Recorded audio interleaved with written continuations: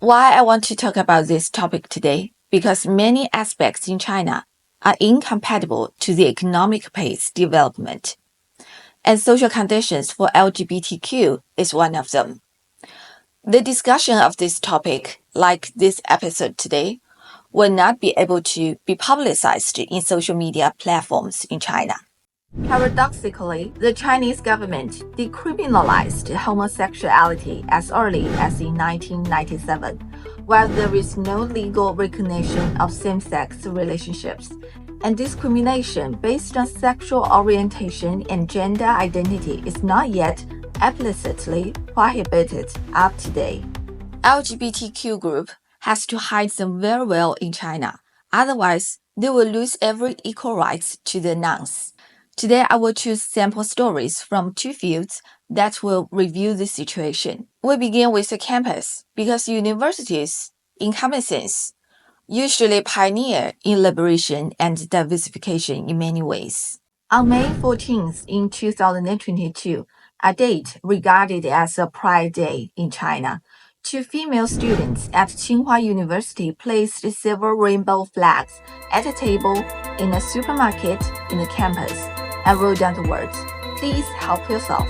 The same evening, two officials from the university found them and accused them of not having applied beforehand and having generated toxic influence. Later, the two students were deprived of their scholarship as a punishment from the university. In February 2023, they filed a lawsuit against the Ministry of Education of China, demanding a withdrawal of the punishment, only to find out no acknowledgement of the lawsuit without any explanation. Before these two students' misfortune, the bigger group has already faced a critical situation. In 2021, dozens of accounts that administered LGBTQ contents were removed all of a sudden, along with their post history. Some of them have been working since 2005.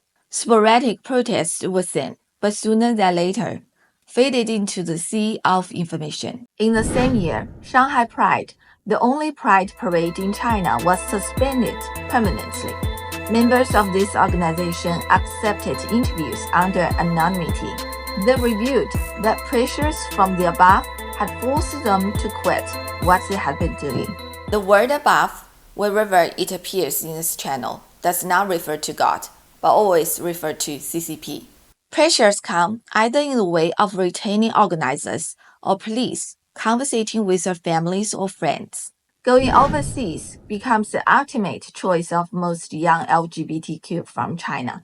Ellen came out to her mom when she was in Australia, which led to a rupture of relationship between her and her mother for quite a long time. The final resolution to this conflict is that Ellen pretends not having claimed her orientation, and her mom pretends to be not aware of it. Living outside of China lessens both pressures to them and their families. But topics such as marriages and parenting the next generation remain taboo in the families. And their parents usually find excuses for their sons or daughters of being single to their family friends. The suffocating environment surrounding this group can be detected in another field, the entertainment industry. There were legendary Chinese films on the theme of homosexuality before and in the early 20s. For example, 蓝雨, a film telling a romantic and tragic love story of two men, had won dozens of awards and was selected at many major film festivals, such as 2001 Cannes Film Festival. The two leading actors both later grew into superstars in mainland China, but rarely talked of their achievement with this film, and even seldom appeared in the same occasions for 20 years. The professionals gained little negative influence if they could distinguish the characters from their own identities clearly, but for those who dared to come out, things would be not so luckier for them.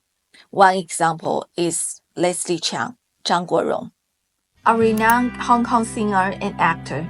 He was a talented artist. With his 40 music albums and 55 films, he was an absolute superstar in Chinese world. During his concert in 1997, he publicly dedicated his love to his male partner, becoming the first public character in Chinese world to come out. However, on April 1st of 4 years later, he committed suicide by leaping from the top of a building and left a notice expressing his suffering from depression. In comparison, Jinxing, one of the few transgender figures in China, seems luckier. She's a dancer, choreographer, and one of the founders of contemporary dance in China. But the public acknowledgement of her achievement was a story of blood, tear, and sweat. She had her sex reassignment surgery, also the first one in China, in 1995, and opened China's first independent dance troupe in 1999. Her story went viral in 2013 when she began to sit as a judge in a national dance show with her scathing but honest comments. Two polarized opinions emerged in the internet. One side appreciated her integrity and boldness, while the other side attacked her transgender identity. She confronted all the judgments and was not even shy to share her private life. She's married and has adopted 3 children. Her consistent persona finally won her stardom. In 2017, she was recognized as one of the BBC's 100 women. When many rest of the group are still in the shadow, Jinxing seems standing the bright side, but not for long. In 2024, a national tour show of her studio was banned by local governments without any explanations. The excuse was insufficient documents, but her assumption was because she accepted a rainbow flag from the audience when they performed in a northwest city in China. It was since 2016 that the government began to tighten the control over entertainment industry. Before that, there was an exemption. Manga, or the ACG/MAG field, where Danmei emerged as a subgenre culture online since the 1990s. Inspired by Japanese boys' love manga, Danmei, including novels and manga, becomes hugely successful among Chinese female readers. Its popularity even goes international with some IPs adaptations into TV dramas and films. Of course, Danmei does not only advocate homosexual, most gays romance, but also implies a feminism subversion. I'll share this subculture in another episode because it is too popular to ignore and too contentious to honor in Chinese pop culture. Back to our topic today, the thriving of Danmei has long been a contentious topic.